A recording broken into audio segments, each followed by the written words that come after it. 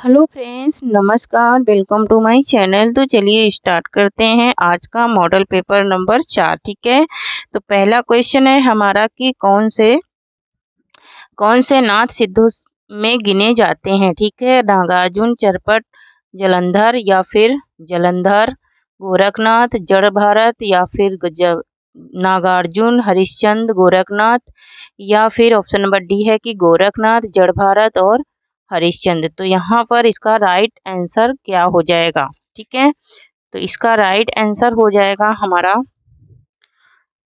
इसका right answer क्या हो जाएगी, कौन से नाथ सिद्धों में गिने जाते हैं। तो नागार्जुन, चरपट और जलंधर ये नाथ सिद्धों में गिने जाते हैं। ऑप्शन नंबर ए राइट हो जाएगा। ठीक है, नेक्स्ट क्वेश्चन है हमारा कि कुमार पाली प्रतिबोध गद्य पद्यमय काव्य लिखा है, किसने लिखा है। गद्य और पद्य में काव्य किसने लिखा है। तो यहाँ पर इसका राइट आंसर क्या हो जाएगा, क्या हेमचंद ने लिखा या फिर सोम प्रभु सूर्य ने लिखा या फिर मेरु तुंगमाचार्य ने लिखा या फिर पुष्पदंत ने लिखा। इसका राइट आंसर हो जाएगा ऑप्शन नंबर बी, सोम प्रभु सूर्य ने लिखा है। ठीक है, किसने लिखा है, सोम प्रभु सूर्य ने लिखा है। ठीक है, नेक्स्ट क्वेश्चन देखेंगे। क्वेश्चन नंबर 3 है कि परमाल रासों के रचयिता हैं जगनिक भट्ट, जैनक भट्ट हैं या फिर जगनिक हैं या फिर सारंगधर हैं या फिर भट्ट केदार हैं। ठीक है, क्या हो जाएगा इसका राइट आंसर। तो यहाँ पर इसका राइट आंसर क्या हो जाएगा, तो ये ऑप्शन नंबर बी राइट हो जाएगा, जगनिक है। ठीक है, कौन है इसके रचयिता, परमाल रासों के जगनिक। क्वेश्चन नंबर 4 है कि भक्ति शब्द का सर्वप्रथम उल्लेख किस ग्रंथ से मिलता है।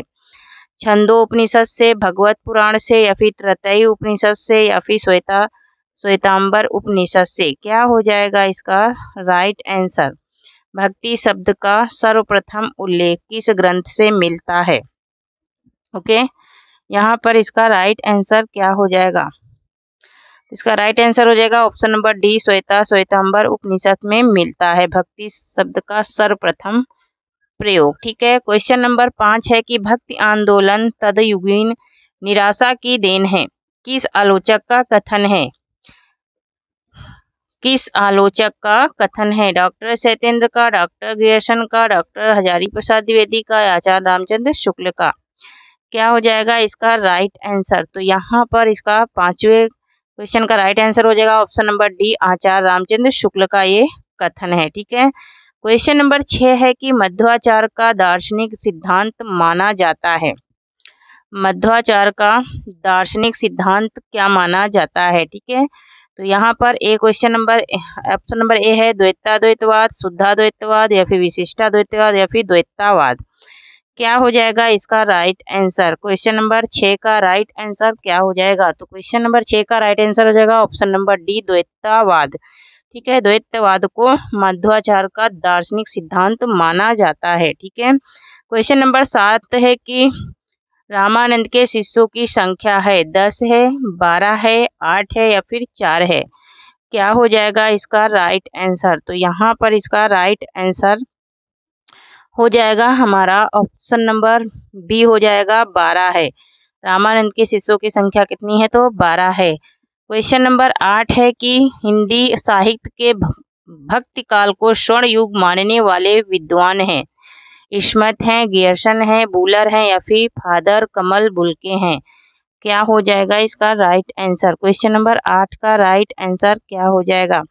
तो क्वेश्चन नंबर 8 का राइट आंसर हो जाएगा हमारा option number B, Grierson. Grierson मानते हैं हिंदी साहित्य का भक्ति काल को स्वर्ण युग। ठीक है, क्वेश्चन नंबर 9 है कि भक्ति काल के प्रारंभ से उत्तर भारत में किसका शासन था। भक्ति काल के प्रारंभ में उत्तर भारत में किसका शासन था, हर्षवर्धन का, शाहजहां का, अकबर का या फिर मोहम्मद बिन तुगलक का। क्या हो जाएगा इसका राइट आंसर। तो इसका राइट आंसर हो जाएगा मोहम्मद बिन तुगलक का शासन था। ठीक है, क्वेश्चन नंबर 10 है कि कबीर किस शासक के समकालीन थे। सिकंदर लोधी, कबीर किस शासक के क्या थे, समकालीन थे। ठीक है, सिकंदर लोधी, मोहम्मद बिन तुगलक, शाहजहां या फिर अकबर। क्या हो जाएगा इसका राइट आंसर? तो यहाँ पर इसका राइट आंसर हो जाएगा ऑप्शन नंबर ए हो जाएगा सिकंदर लोधी। ठीक है, सिकंदर लोधी के समकालीन थे कौन? कबीर। ठीक है, नेक्स्ट क्वेश्चन देखेंगे कि कबीर की वाणियों का सबसे पुराना नमूना किस ग्रंथ में मिलता है?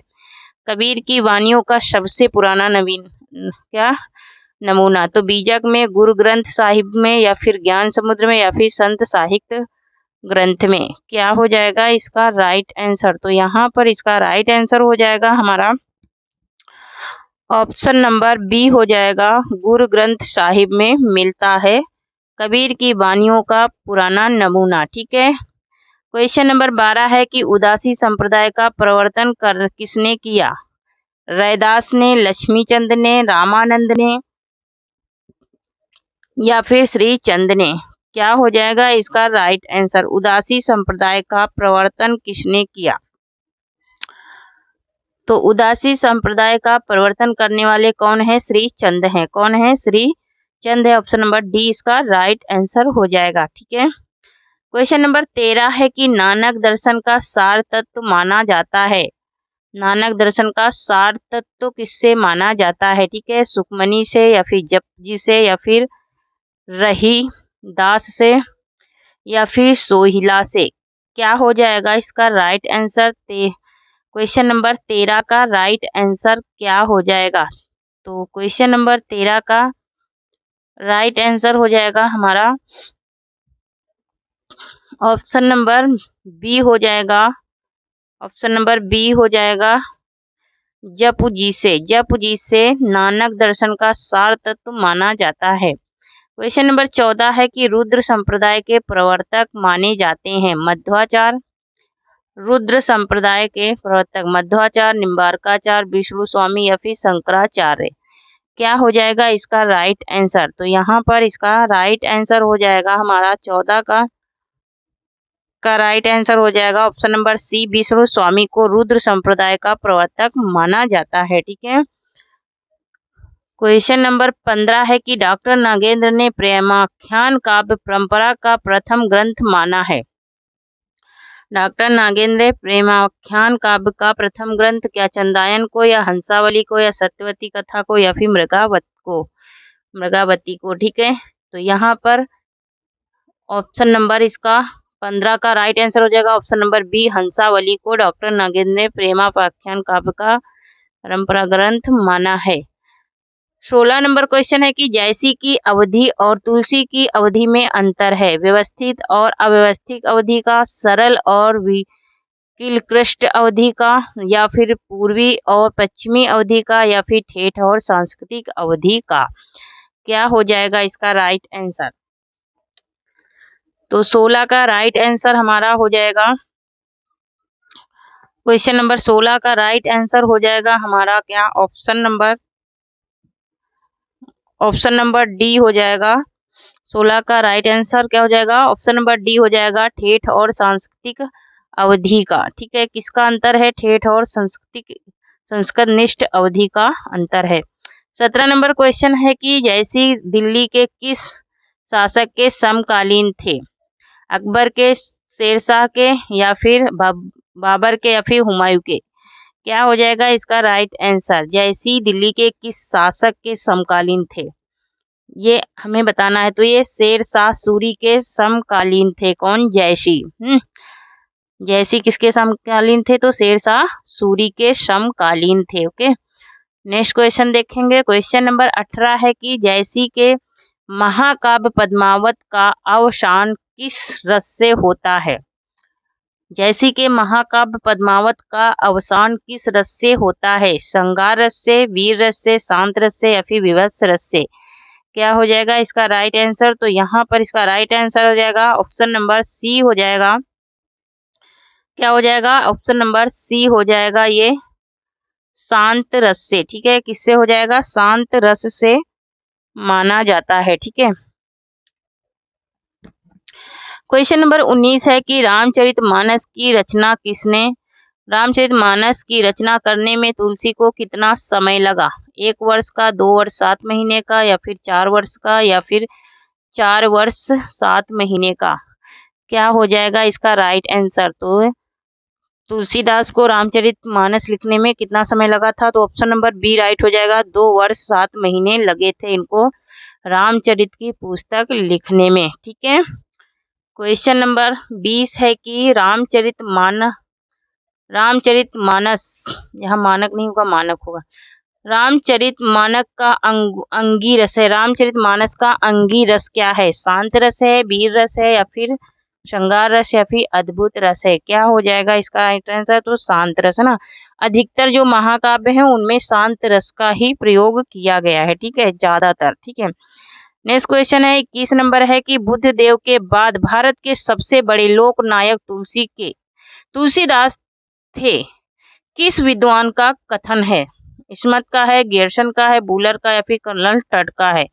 क्या हो जाएगा इसका राइट आंसर? तो यहाँ पर इसका राइट आंसर हो जाएगा बुद्ध देव के बाद किसने कहा है? गियर्सन ने कहा है। किसको सबसे बड़ा लोकनायक? तुलसी को। ठीक है, क्वेश्चन नंबर 22 है हमारा। ठीक है, गियर्सन ने माना है। ठीक है, किसको सबसे बड़ा लोकनायक? तुलसी को। 22 नंबर क्वेश्चन है कि केशवदास का पवित्र ग्रंथ रामचंद्रिका कितने प्रकाशों में विभक्त है?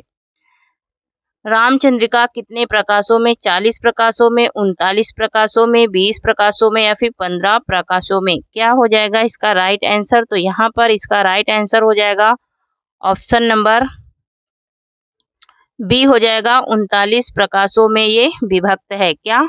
रामचंद्रिका। ठीक है, 39 प्रकाशों में विभक्त है। क्वेश्चन नंबर 23 है कि रामायण महानाटक के रचनाकार माने जाते हैं। रामायण महानाटक के रचनाकार कौन माने जाते हैं? ठीक है, तो हृदय राम, या फिर प्राणचंद चौहान, या फिर प्राणचंद, या फिर लाल दास? क्या हो जाएगा इसका राइट आंसर? तो यहाँ पर इसका राइट आंसर हो जाएगा हमारा, कौन माने जाते हैं? तो ऑप्शन नंबर बी हो जाएगा, प्राणचंद चौहान माने जाते हैं रामायण महानाटक के रचनाकार। ठीक है, क्वेश्चन नंबर 24 है कि 84 वैष्णव वार्ता एवं 200 वैष्णव की वार्ता के प्रेरणता बताना है। ठीक है, 84 वैष्णव की वार्ता और 252 वैष्णव की वार्ता का। ठीक है, तो यहाँ पर प्रियादास, विठलदास, नाभादास, या फिर गोकुलदास? तो यहाँ पर इसका राइट आंसर क्या हो जाएगा? क्वेश्चन नंबर 24 का राइट आंसर हो जाएगा हमारा ऑप्शन नंबर डी हो जाएगा, गोकुलदास हैं। ठीक है, कौन है? गोकुलदास हैं।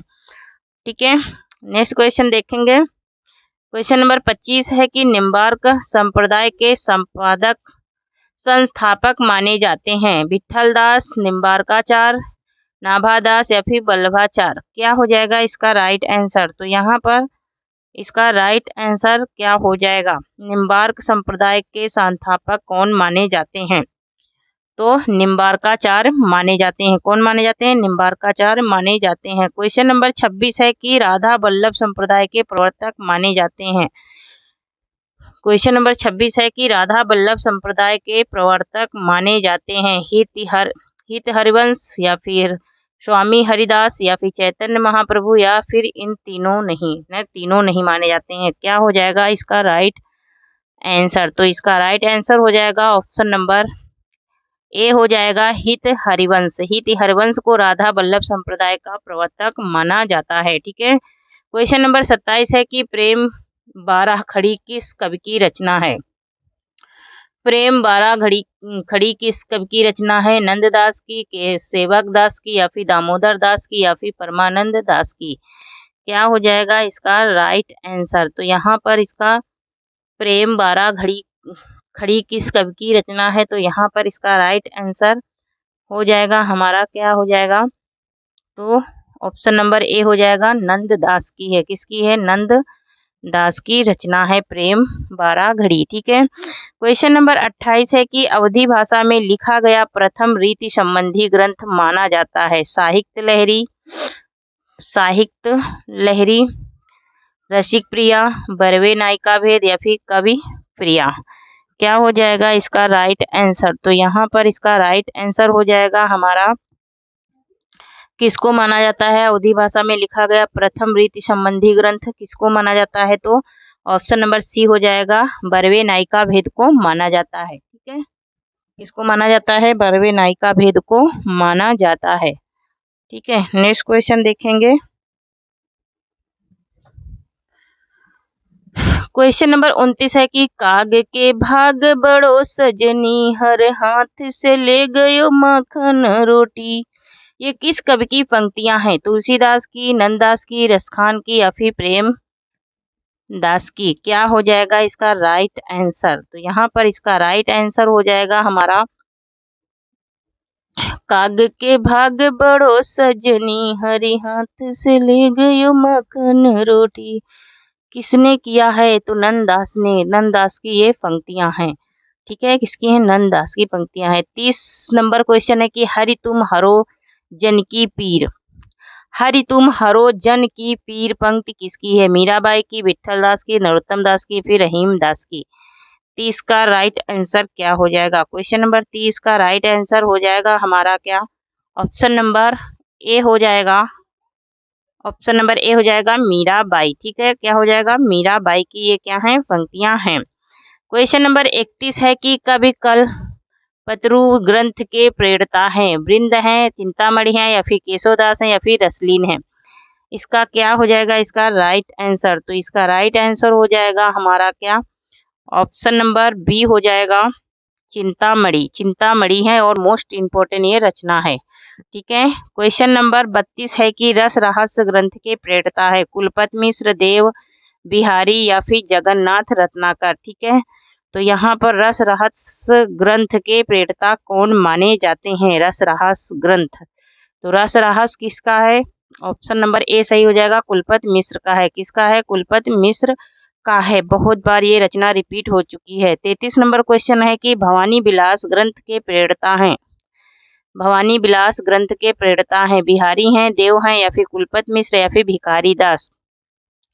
इसका क्या हो जाएगा इसका राइट आंसर? तो यहाँ पर भवानी विलास ग्रंथ के प्रेरणा बताना है। ठीक है, तो देव हैं। ऑप्शन नंबर बी राइट हो जाएगा। भवानी विलास के कौन है? देव हैं। 34 नंबर क्वेश्चन है कि अधोलिखित में कौन सा ग्रंथ भिखारी दास का नहीं है? ठीक है, नहीं बताना है। ठीक है, तो यहाँ पर है ऑप्शन नंबर ए है रस रसारांश, काव्य निर्णय, शतरंज शतिका या फिर देव माया प्रपंच? ठीक है, कौन सा नहीं है किसका? भिखारी दास का ग्रंथ इनमें से? ठीक है, तो यहाँ पर इसका राइट आंसर क्या हो जाएगा? इसका राइट आंसर हो जाएगा देव माया प्रपंच। देव माया प्रपंच नहीं है इनका। ठीक है, किसका? भिखारी दास का। ओके, यहाँ पर नेक्स्ट क्वेश्चन देखेंगे। 35 नंबर क्वेश्चन है कि भिखारी दास के आश्रयदाता का नाम है? भिखारी दास के आश्रयदाता का नाम बताना है। राम सिंह है या फिर हिंदूपति सिंह है या फिर शिवाजी है या फिर शाहजी भोसले है? तो यहाँ पर इसका राइट आंसर क्या हो जाएगा? भिखारी दास के आश्रयदाता। आश्रयदाता कौन थे इनके? ठीक है, आश्रयदाता का नाम बताना है। तो हिंदूपति सिंह थे कौन? भिखारी दास के आश्रयदाता कौन थे? हिंदूपति सिंह। ठीक है, नेक्स्ट क्वेश्चन है 36 नंबर है कि जगत विनोद ग्रंथ के प्रेरणा हैं? जगत विनोद ग्रंथ के प्रेरणा हैं कौन है? तो यहाँ पर ऑप्शन नंबर ए है कि ऑप्शन नंबर ए है सुखदेव मिश्र, पद्माकर, वेनी प्रवीण या फिर राम सिंह? क्या हो जाएगा इसका राइट आंसर? तो यहाँ पर इसका राइट आंसर जगत विनोद ग्रंथ के प्रेरणा कौन है? तो ऑप्शन नंबर यहाँ पर ऑप्शन नंबर हमारा क्या हो जाएगा right? Option number B right हो जाएगा, पद्माकर। ठीक है, पद्माकर हैं जगत विनोद ग्रंथ के प्रेरणा। ठीक है, नेक्स्ट क्वेश्चन है 37 नंबर है कि तंत्री नाद, कवित्त रस और सारस रस राग, रति राग पंक्तियां किसकी हैं? बिहारी की हैं, रसलीन की हैं, घनानंद की या फिर ठाकुर की हैं? क्या हो जाएगा इसका राइट आंसर? तो यहाँ पर इसका राइट आंसर हो जाएगा हमारा क्या? ऑप्शन नंबर ए हो जाएगा बिहारी। ठीक है, ये बिहारी की क्या है? पंक्तियां हैं। क्वेश्चन नंबर 38 है कि हिंदी साहित्य के उत्तर मध्य काल को श्रृंगार काल नाम देने वाले विद्वान है? आचार्य रामचंद्र शुक्ल, मिश्र बंधु, रमाशंकर शुक्ल, रसाल या फिर विश्वनाथ मिश्र? क्या हो जाएगा इसका राइट आंसर? श्रृंगार काल नाम किसने दिया था? उत्तर मध्यकाल को, और उत्तर मध्यकाल किसको बोलते हैं? रीतिकाल को ना। तो यहाँ पर किसने दिया था? विश्वनाथ मिश्र ने दिया था श्रृंगार काल नाम, ठीक है, विश्वनाथ। नेक्स्ट क्वेश्चन है 39 नंबर है कि घनानंद का जन्म स्थान है मेरठ है, बुलंदशहर है, दिल्ली है या फिर कानपुर है। घनानंद का जन्म कहाँ हुआ था ये बताना है, ठीक है। तो यहाँ पर राइट आंसर हो जाएगा ऑप्शन नंबर बी हो जाएगा हमारा बुलंदशहर। बुलंदशहर में घनानंद का जन्म हुआ था, ठीक है। बुलंदशहर में घनानंद का जन्म हुआ था, वही इनका जन्म स्थान है। नेक्स्ट क्वेश्चन है 40 नंबर है कि पद्माकर का जन्म स्थान है बांदा है।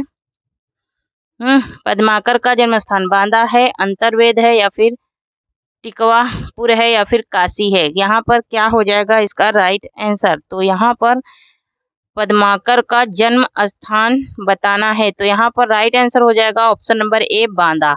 पद्माकर का जन्म कहाँ हुआ था? तो बांदा में हुआ था, ठीक है। नेक्स्ट क्वेश्चन है हमारा कि फोर्ट विलियम कॉलेज की स्थापना कब हुई? 1800 ईस्वी, 1900 ईस्वी, 1850 ईस्वी या फिर 1803 ईस्वी।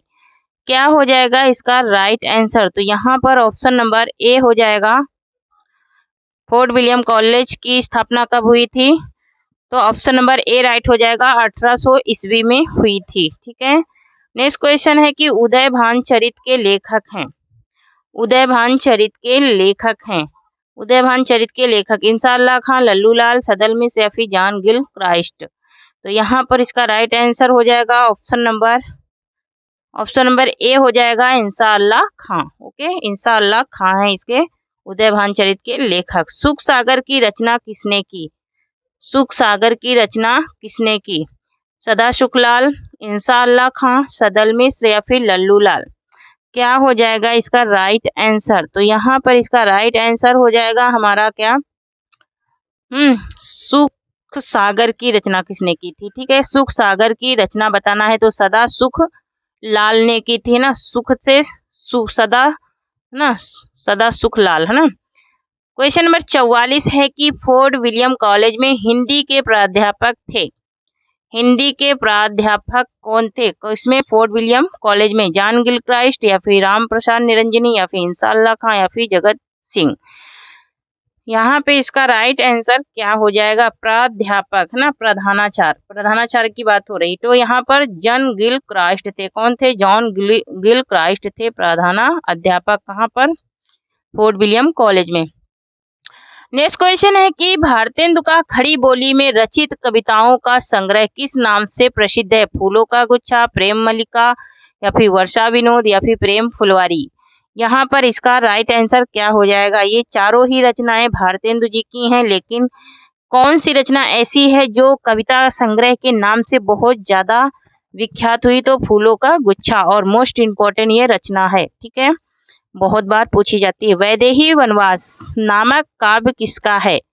वैदेही वनवास नामक काव्य किसका है? ठीक है, राधा कृष्णदास का, हजारी प्रसाद द्विवेदी का या फिर अयोध्या सिंह उपाध्याय हरिओध का या श्रीधर पाठक का। क्या हो जाएगा इसका राइट आंसर? तो इसका राइट आंसर हो जाएगा हमारा ऑप्शन नंबर सी हो जाएगा। Option number C Ayodhya Singh Upadhyay Hariaudh का है, ठीक है, वैदेही वनवास। और ये क्या है? तो ये एक उपन्यास है। 47 नंबर क्वेश्चन है कि इस करुणा कलित हृदय में क्यों अब विकल रागनी बजती है? किसकी पंक्तियां हैं? महादेवी वर्मा की, प्रसाद की या फिर निराला की या फिर पंथ की। क्या हो जाएगा इसका राइट आंसर? तो यहाँ पर इसका राइट आंसर हो जाएगा इस करुणा दलित है ना। करुणा शब्द जहाँ पर आ जाए समझ लो कि प्रसाद ने ही किया है, ठीक है, तो ये प्रसाद की रचनाएं हैं। अधिकतर पंक्तियों में इन्होंने करुणा शब्द को लिया है ना, अधिकतर पंक्तियों में करुणा शब्द को इन्होंने लिया है। चिताम्बरा किसकी काव्य कृति है? मोस्ट इंपोर्टेंट रचना है, ठीक है, और इनको इस पे ज्ञानपीठ पुरस्कार भी मिल चुका है 1968 ईस्वी में, ठीक है। पंथ जी, महादेवी वर्मा, निराला, माखनलाल चतुर्वेदी। क्या हो जाएगा इसका राइट आंसर? तो पंथ जी इसके रचना है, किसके? चिताम्बरा के, ठीक है। देश विभाजन पर लिखी गई ये रचना है, ठीक है, देश विभाजन पर लिखी गई थी। यहाँ पर गिरते नहीं होगा, यहाँ पर गिरते नहीं होगा, टाइपिंग मिस्टेक होगी, यहाँ पर होगा गिरजे। क्या होगा यहाँ पर? यहाँ पर हो जाएगा हमारा, क्या हो जाएगा? गिरजे। गिरजे का घंटा। क्या हो जाएगा? गिरजे का घंटा। गिरजे रचना है, ठीक है, गिरजे नाम है रचना का। गिरजे का घंटा किसकी काव्य कृति है? पंथ की है। गिरजे का घंटा किसकी है? पंथ की है, प्रसाद की है, महादेवी वर्मा की, या फिर महावीर प्रसाद द्विवेदी की है? क्या हो जाएगा इसका राइट आंसर? तो यहाँ पर गिरते मत पढ़ना, गिरजे का घंटा, ठीक है, गिरजे का घंटा पंथ जी की रचना है। इनका पूरा नाम क्या है? तो सुमित्रानंदन पंथ, ठीक है, सुमित्रानंदन पंथ। क्वेश्चन नंबर 50 है कि कामायनी को छायावाद का उपनिषद किसने कहा? कामायनी जो महाकाव्य है ये प्रसाद की रचना है, इसे छायावाद का उपनिषद किसने कहा? शांतिप्रिय द्विवेदी, हजारी प्रसाद, या फिर रामचंद्र शुक्ल, या फिर डॉक्टर नागेंद्र ने कहा था? क्या हो जाएगा इसका राइट आंसर? तो यहाँ पर इसका राइट आंसर हो जाएगा हमारा ऑप्शन नंबर ए, शांतिप्रिय द्विवेदी ने कहा था कामायनी को छायावाद का उपनिषद। 51 नंबर क्वेश्चन है कि बांधो न नाव इस ठाव बंधु, बांधो न नाव इस ठाव बंधु, ठीक है, अगर ये रचना होती बांधो न नाव इस ठाव, ठीक है, बंधु नहीं लगा होता तो किसी और की रचना है, तो यहाँ अज्ञेय, निराला बच्चन, या फिर हजारी प्रसाद द्विवेदी। तो अगर ये यहाँ पर रचना, यहाँ पर निराला जी की ये रचना है बांधो न नाव इस ठाव बंधु, ठीक है, मतलब इन्होंने अपनी, जब इनकी लड़की मरी थी, नहीं, इनकी पत्नी जब मरी थी तो इन्होंने नाव में चढ़ करके वो गंगा के तट पर इन्होंने ये पंक्तियां लिखी थी, बांधो न नाव इस ठाव बंधु। हारे के हरि नाम शीर्षक काव्य पंथ के रचनाकार हैं दिनकर, रामनरेश त्रिपाठी, महादेवी वर्मा, या फिर बालकृष्ण भट्ट। तो ये दिनकर की रचना है हारे के हरि नाम, है ना। 53 नंबर क्वेश्चन है कि निराला के बादल राग कविता का संबंध किससे है? प्रगतिवादी वेदना से है, चेतना से है, या फिर प्रयोगवाद से, या फिर प्रकृति चित्रण से, या फिर अप्रकृति चित्रण से है? 53 का राइट आंसर क्या हो जाएगा? निराला के बादल राग कविता, ना, बादल राग इनकी कविता है और ये 12वीं क्लास में है, ठीक है।